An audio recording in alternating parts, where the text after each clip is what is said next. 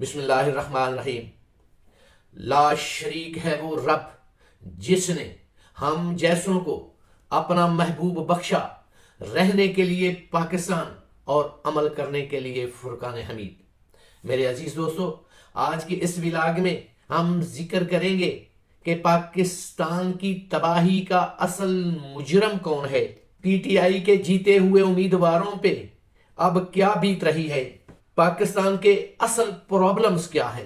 सबसे पहले हम बात करेंगे पाकिस्तान के जीते हुए उन उम्मीदवारों पे जिन पे अब क्यामत टूट रही है, जहां उनका खुशियां मनाने का टाइम था, जहां उनका भंगड़े डालने का टाइम था, जहां वर्करों की मुबारकबादें देने का टाइम था, वहां आज क्या हो रहा है। वहां उनको नामालूम कालें आ रही हैं और कई लोगों को उनके रिश्तेदारों, अजीजों और वर्करों के जोर से ब्लैकमेल किया जा रहा है कि आप अपनी वफादारियां बदलें, जिसके नाम पे आप वोट लेकर के आए हैं उसके साथ दगा करें और आप नून लीग या जहांगीर तरीन साहब की पार्टी को ज्वाइन करें। यह कितने सितम की बात है। वोट किसी और के नाम से लिया है और किसी और के नाम पे हुकूमत बनाने के लिए उनको वफादारियां बदलने पे मजबूर किया जा रहा है। बहुत से ऐसे उम्मीदवार हैं जिन्होंने अपने आप को खुफिया मकाम पे मुंतकिल कर लिया है और उनको बहुत मजबूर किया जा रहा है, धमकियां दी जा रही हैं कि आपके बच्चों और आपके वालिदैन और बहन भाइयों की खैर नहीं। इनमें से एक उम्मीदवार ने अपना नाम ना बताते हुए यह बताया है और वो साथ रो भी रहा था कि मेरे बच्चों को अगवा करने की धमकी दे दी गई है और मुझे इबरत का निशान बनाने की धमकी दी गई है।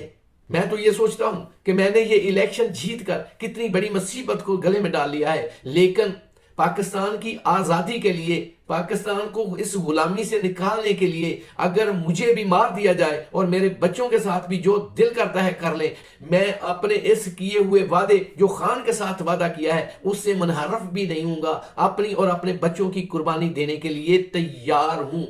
उसने दो बाशिगाफ अल्फाज में उन लोगों को यह मैसेज दे दिया है कि कुछ भी कर लो, ऐसा नहीं हो सकता। हम तहरीके इंसाफ के साथ गुलामी की इस जंग में खान के साथ थे, खान के साथ हैं और खान के साथ रहेंगे। और इसके साथ कराची से एक बहुत बड़ी और बहुत अच्छी खबर जो है वो सुनने को मिली है।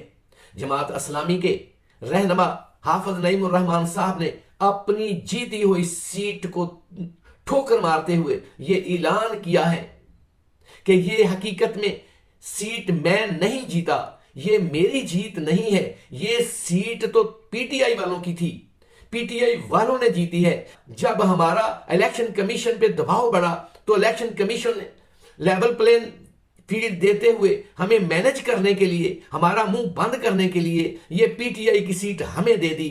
ये इतनी बड़ी बददियानती जो उन्होंने की है, उन लोगों को ये पता नहीं है कि हम पाकिस्तान के लिए सियासत करते हैं, हम पाकिस्तान की बका के लिए सियासत करते हैं, ना कि अपने नमूदोन्मूश के लिए सियासत करते हैं।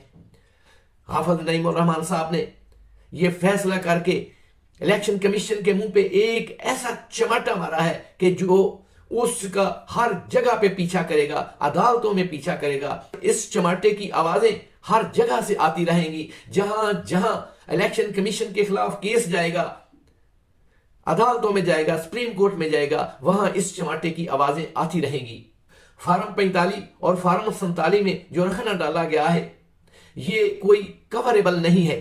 पाकिस्तान की वो ताकतें जिन्होंने आज तक अपनी मर्जी से हुकूमतें बनाई हैं, अपनी मर्जी से हुकूमतें तोड़ी हैं, अपनी उंगलियों पे सियासतदानों को नचाया है, उन्होंने नवाज शरीफ के साथ जो वादे किए थे, जब देखा कि फार्म 45 में वो वादे तो पूरे नहीं हो रहे तो उन्होंने फौरी तौर पे अपना पैंतरा बदलते हुए इलेक्शन कमीशन के आरओस को ये हुक्म किया कि आप अपने इस रवैये को बदलें, इस फार्म 45 को रहने दें, आप फार्म 47 इशू करें। और फार्म 45 में इतनी सीटें चाहिए, बाहर सूरत चाहिए। जैसा कि आपको पता है, आपने देखा है कि इलेक्शन की शाम नवाज शरीफ साहब अपनी विक्ट्री स्पीच लेकर के बैठे हुए थे, अपनी विक्ट्री स्पीच करने ही वाले थे, जब उन्होंने फॉर्म 45 का रिजल्ट देखा तो वो अपना मुंह लेकर के, अपना मुंह छुपा करके जाती उम्रा में चले गए। पूरा खानदान चुप कर गया, कहीं से कोई आवाज ना उठी। और दूसरे दिन देखते ही देखते उनके घर में खुशियां और भंगड़े और ढोल बजने शुरू हो गए। जाती उम्रा के लोगों को उम्मीद दिलाई गई कि आप ही विनर हैं, आप ही विनर रहेंगे। अब प्रॉब्लम, जो सबसे बड़ी प्रॉब्लम आ रही है वो ये है कि फॉर्म 45 तो ओरिजिनल है और फॉर्म 47 जल्दी में तैयार किए गए हैं और उनमें आपस में मैचिंग नहीं है। उनको मैच करने के लिए क्या किया जाए? अब इस पे सोच विचार हो रही है कि किस तरह से इस अपनी गलती को मैनेज किया जाए, जो कि बिल्कुल मैनेज नहीं हो सकता। सिर्फ एक ही सूरत में हो सकता है कि अदालतों को मैनेज कर लिया जाए।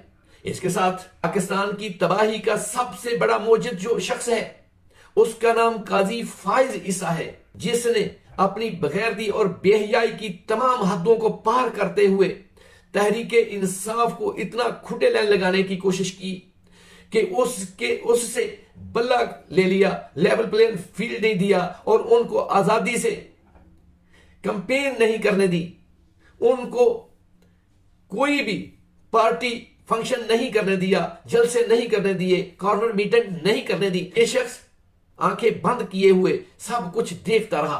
पाकिस्तान की तारीख इसको कभी माफ नहीं करेगी, किसी सूरत में माफ नहीं करेगी। और उसके बाद पाकिस्तान का इंटरनेशनल लेवल पे जो स्वागत हो रहा है वो किसी से लुका छुपा नहीं है।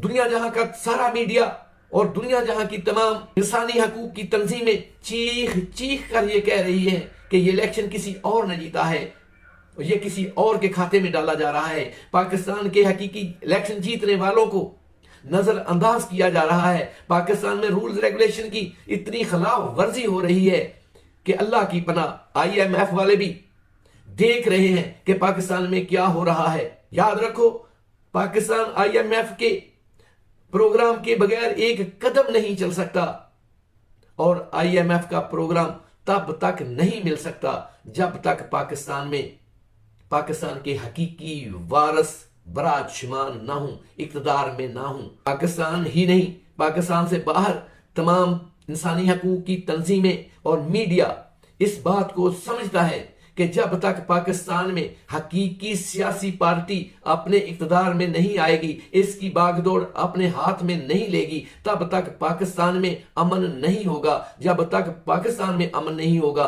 तो दुनिया में भी अमन नहीं होगा। IMF वालों का पुरजोर मुतालबा है कि पाकिस्तान में जीतने वाली पार्टी को इक्तदार दिया जाए। अगर ये इक्तदार ना दिया गया तो पाकिस्तान के लिए IMF का प्रोग्राम मशकूक हो जाएगा। अगर अमेरिका बहादुर ने अपने नुमाइंदों को, अपने एजेंटों को स्पेशल फेवर ना दी तो ये प्रोग्राम पाकिस्तान को नहीं मिल पाएगा। मेरा ये प्रोग्राम आपको पसंद आया हो तो इसको सब्सक्राइब भी करें, शेयर और लाइक करने के साथ बेल आइकन को भी दबा दें। शुक्रिया।